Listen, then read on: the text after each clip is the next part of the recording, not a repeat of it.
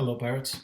Here's how to build Eradicators. It's an early build just based on common sense and some clips of the new targets here and there. Like we know there's going to be mountains and whatnot, but let's just take a look at it. Before we get started, just remember, first time we'll see the targets is in a few days on December 14th for VXP weekend, some prototype targets. There's going to be a flagship on what Kickstarter is calling a Christmas event. So before the raid, a week or so before the raid, we don't know the bonuses, so those bonuses will likely change the specials we choose. It's very likely during Forsaken Mission, TLCs, events, Kickstarter is going to release limited weapons, limited armor, new specials. We don't know, and all that stuff's going to change the build as well. There's going to be another haul, but not until the new raid. And so for now, the Eradicator is the only option. Siege targets don't have ships, so more than caring about damage, we care about building damage and maybe wall damage, but I don't think there's going to be walls. Let's take a look at the Devastator Cannon first. It has a very, very slow projectile speed. It moves pretty much at mortar speeds. Very slow reload, 4.8 seconds. It is accuracy based, so there's no sort of splash. We're going to have to kill one turret at a time. And specials adding splash will not help. But it has a very big damage number. And because it doesn't state a separate building damage or wall damage, that simple damage number applies to all three. So it's damage against ships, against walls, against buildings. Just that number, 75,600. The new special is called Welded Barrel System. It's a very good special. It has a 20% chance, meaning every 5 shots, one of them should be critical. And the critical hit adds 125%. So that 75,000 damage, you multiply that by 2.25, and we're going to have something like 170,000 damage on the critical shot. It also adds combat speed of 25% bonus to the ship and adds projectile speed. As I said, the cannon's very slow. The projectiles are very slow, so having this bonus projectile speed should definitely help. If you didn't get this special in the raid, there is a version from last year. It's not as good, so I'm calling it the poor man's alternative. It's called Mass Augmentation Nexus. You can use that in your ship if you want. And here's the ship. Just out of the gate, my first reaction is it takes a long time to build the bare naked hull, making it very hard, if not impossible, for non-coiners to get 4 of them for VXP weekend. It's 4 days and 5 hours to build naked.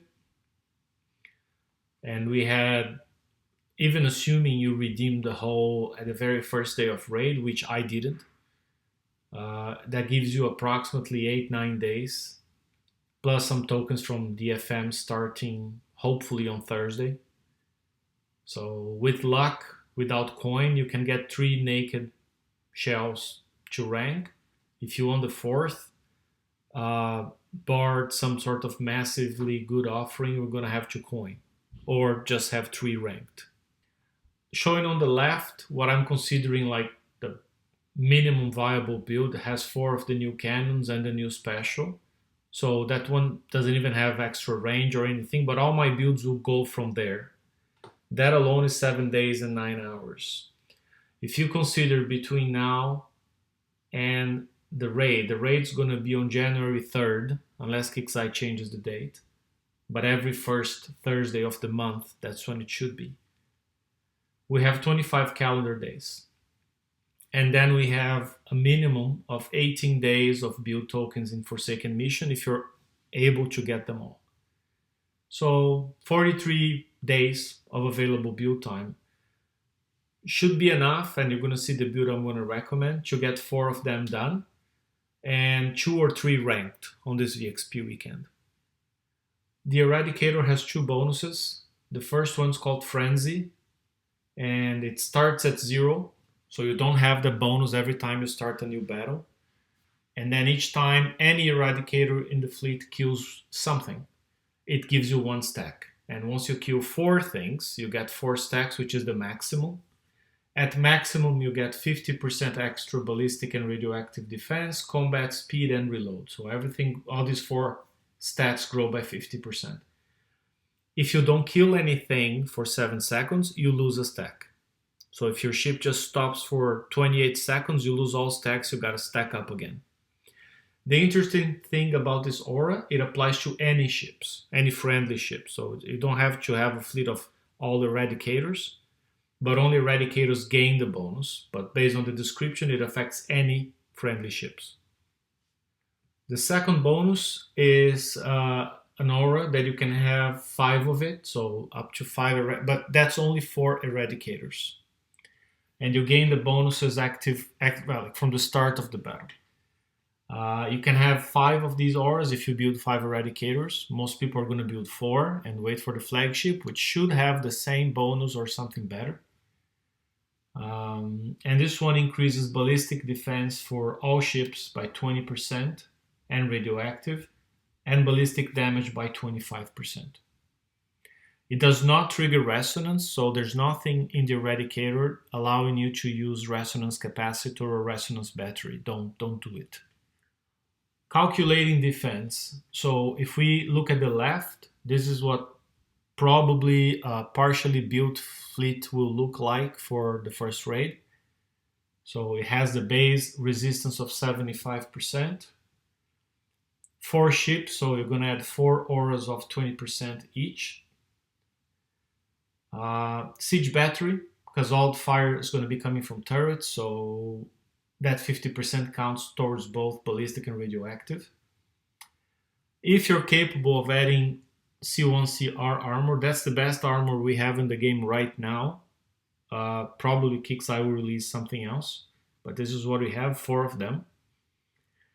And assuming you don't use CL3 special, you don't use any resistors, but your fleet eventually gets maximum frenzy, you're going to be at 98.84% resistance on both radioactive and ballistic.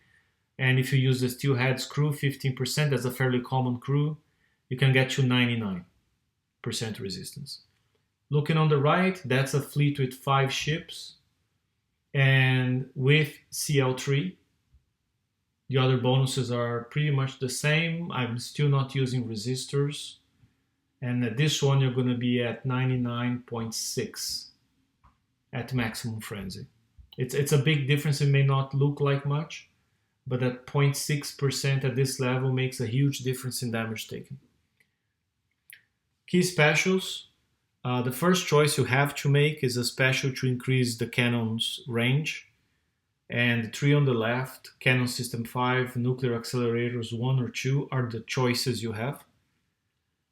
I personally don't like the Nuclear Accelerator 2. It's useless in this case because it takes a lot longer to build. And the only real benefit is the extra splash. But these cannons don't have splash. So scrap this one. Your real choice is between Cannon System 5, which has a built-in bonus of 50% damage, that's very good, or Nuclear Accelerator 1, doesn't give the damage but gives you speed. Gives accuracy, but accuracy doesn't matter against buildings, and splash doesn't matter either. So that's just the real difference is either 50% damage or 24.8% combat speed. Pick your favorite. Must have Siege Battery 4. That's the best special right now. It gives us the 50% turret defense we absolutely need and gives building damage we absolutely need. Unless Kixeye releases a better special, this is a must-have on every ship. And finally, something for speed. So either Speed System 6 or a resistor. The speed system will make you faster, which might be important on the Eradicator because it has to go around mountains to fire at buildings. But the resistor gives you resistance. So again, your choice. Do you prefer more speed, more resistance? Here's the minimum build, and if you look in the video description, there are shipyard codes you can copy and paste in your game. for each one of these two options. The option on all of them, I'm using very basic armor, D1C. Each one gives 12.5% resistance just to ballistic. And 5 specials, 4 cannons, because I'm leaving 2 empty slots because I don't know if we're going to need countermeasures. I don't know if they're going to release a better cannon, a limited cannon, whatever. And we're going to be short on build time. It's not possible to build 4 complete ships before the raid. And because of the stacking bonuses that you get from each ship in the fleet, it's better having 4 unfinished ships than 3 or 2 complete ships. You're going to take more damage with less ships. Either of these two setups will take you 40 days to build, and like I said before, with FM tokens and regular time, we have 43 days. So this should be just fine for you to get ready for raid without coins. Any more than that, you want to use the C1 CR armors, fine. You're going to have to coin. You want to put the extra cannons, you're going to have to coin. You want to put the extra special, you're going to have to coin. Okay, unless KXI releases something giving more tokens. The main difference here, the option on the left does more building damage. I mean, the basic damage on both of them is just over 1 million. But this one has 1400% building damage bonus versus this one in Nuclear Accelerator has 941%. On the other hand, this one's faster, and this one moves lower. This one also on the right also has more projectile speed. It may make a difference, we still don't know.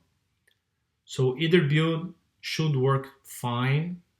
It's all a matter of, do you want to go with faster projectiles and faster ships, or just slower moving everything but more damage? For the last special, the 6th special, there are many choices. I don't know what's the right one is at this point. It could be autoloader. And I depict here on the right the version with autoloader, not because I recommend it, but simply because it's the heaviest it can get, and I just wanted to show it's still okay weight-wise. As long as you upgraded your dock to the highest level, it's okay. We see the basic Eradicator has tactical field resistance, indicating it is important somehow. So it might need a tactical insulator to buff it even further. Resistance may be a thing, so maybe we need CL3. I'd say that's a safe play here. And then if you don't need it later, you remove and put something else. Hyper 30, I mean, last siege cycle, all the turrets were doing splash damage. So probably having splash damage reduction and extra speed and extra projectile speed won't hurt. I don't think it's a bad choice at all. And again, we don't know if we're going to need countermeasures, but if we do, CML4 might be a good one, and whatever else KXI releases. I hope that helps. Again, the build codes are in the video description for the 2 options. You pick yours. I don't have a favorite at this point in time. And best of luck. See you next time.